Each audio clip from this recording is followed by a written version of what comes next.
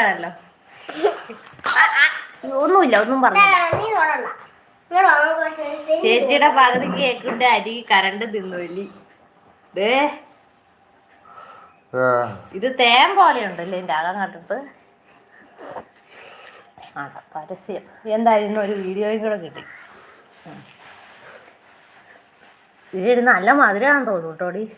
ഇത് അങ്ങോട്ട് കയറ്റി വെക്കാം. ശ്രീമതി ഫോട്ടോ ഇങ്ങനെയല്ലേ എടുക്കണ്ട.